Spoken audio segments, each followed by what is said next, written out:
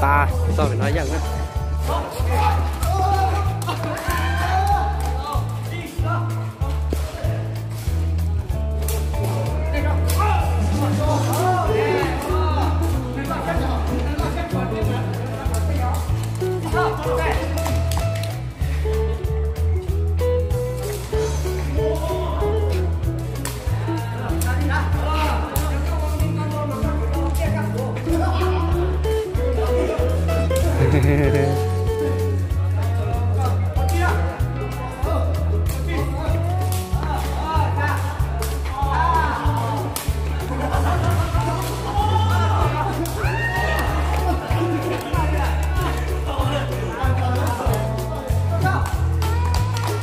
Nó anh chào lời rèn luôn.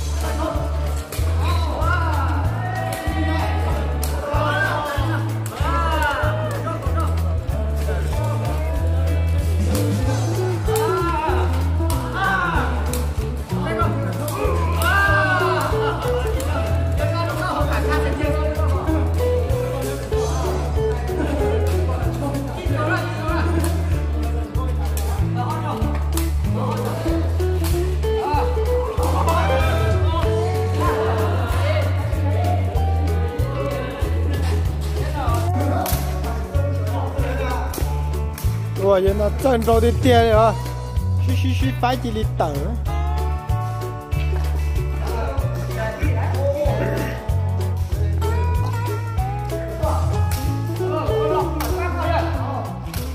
Ba kia.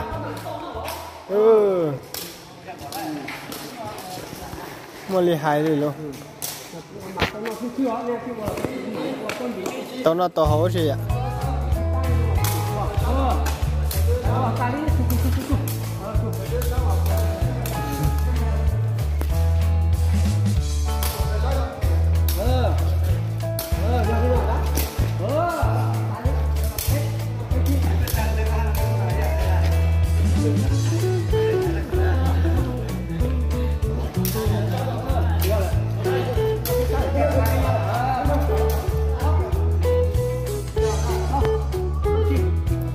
Gió câu đấy à.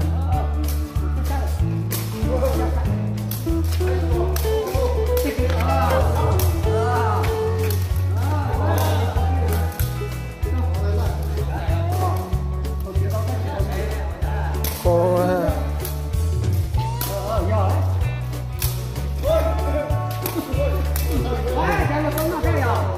nhớ cơ nhưng mà tớ hay xa khỏi hay đấy.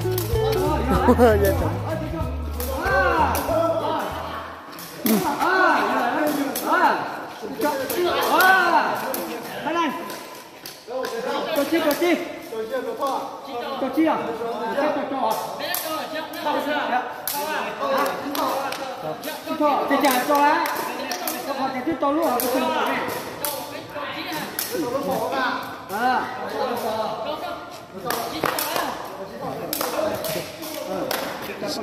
Chị thôi thì anh dần đi rồi.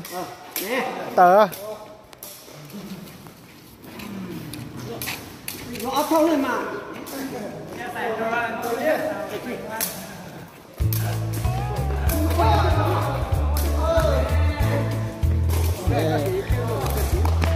Tôi thóc kê tôi thóc kê tôi liếng gì anh đéo á.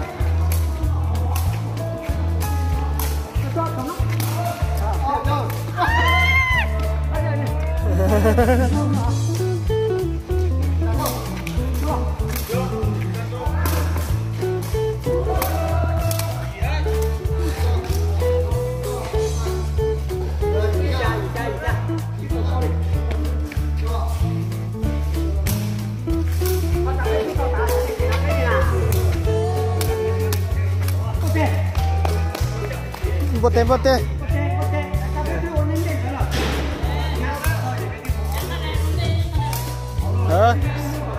Xa gì á?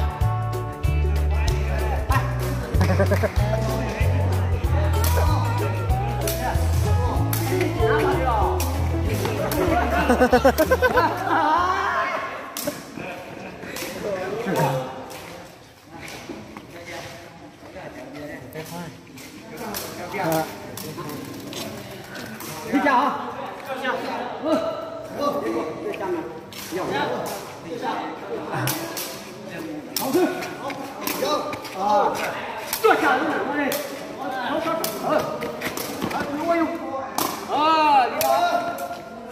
Cầu tê đây đâu? Đi tàu tới cầu này ra này. Hay chọn tiếng gì? Trai không trai? Đi lấy, chào trước. Này. Cao mà.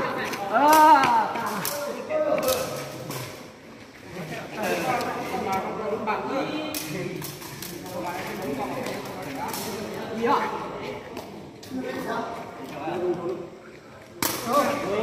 Nhưng mà mặc xịt đó. Đó.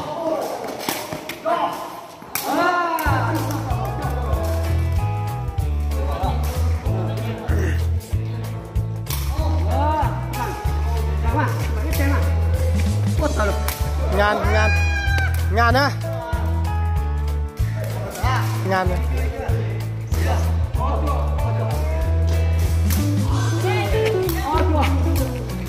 Rồi lo chị dừng lại thôi. Thôi để chị lại hello.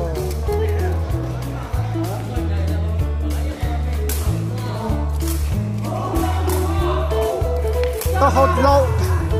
Giờ chơi lâu chưa? Giờ to lâu.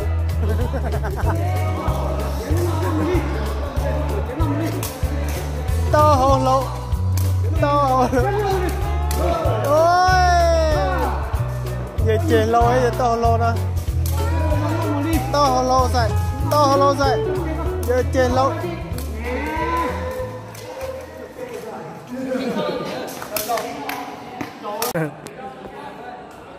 Sure bây giờ chỉ tận thế này cho rõ và này cứ tụi nó là sure ta chỉ nó lúc xưa nó ta giờ sớt kia rồi nè giờ tao đã tao uo kia rồi nó chỉ ba rồi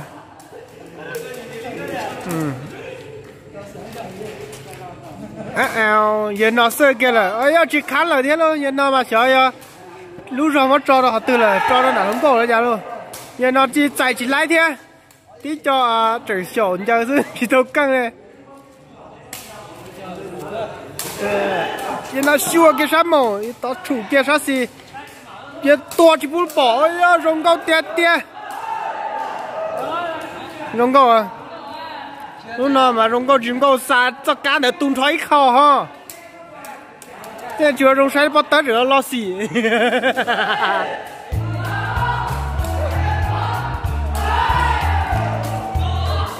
ôi yo giờ nó chụp bắt tay lăng ôi yo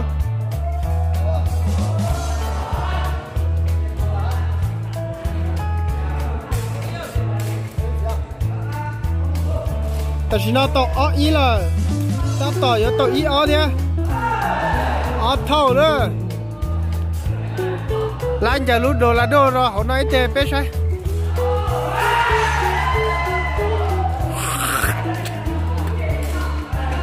ta tỏ cho tua lúc chỉ bút bỏ nè ôi yo nè có tiếng tiền tua chỉ bút bỏ nè ta đây luôn nè tưởng mà tua lúc chỉ bút bỏ ha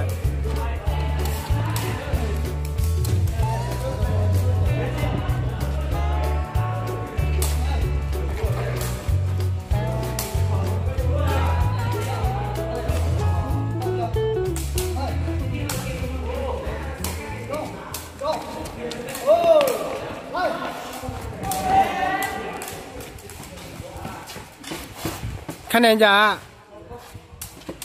khả năng là đập lỗตัวตาเลยอ่ะ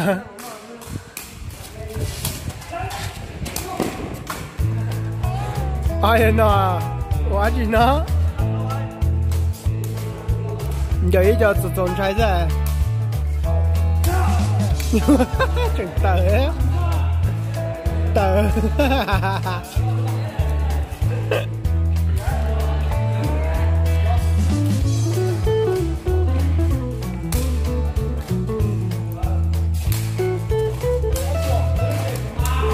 đồ là đồ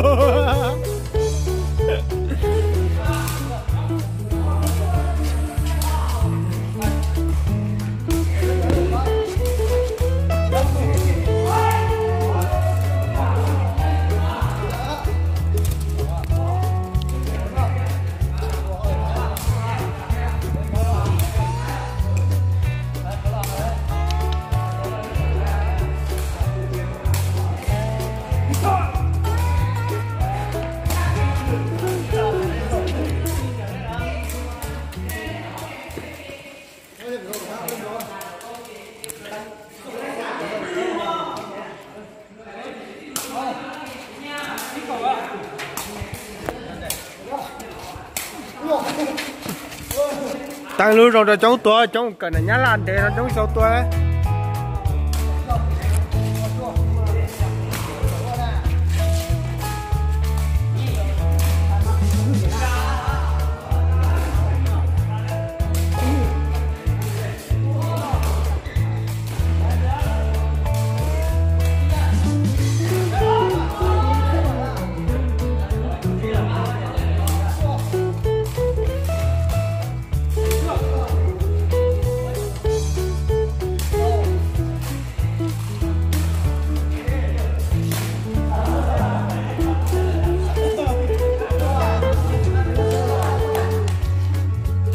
thành sống xót xa chứ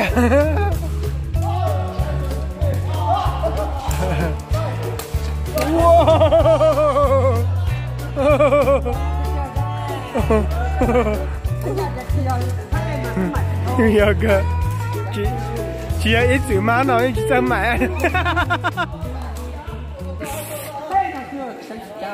ít chữ nhưng má nó đi chân mẹ rồi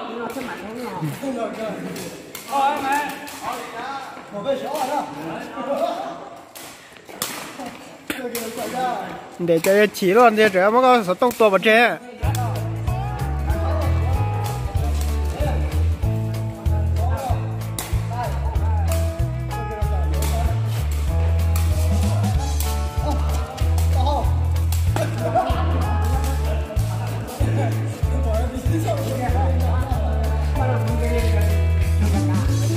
thôi cài trống lồng mẹ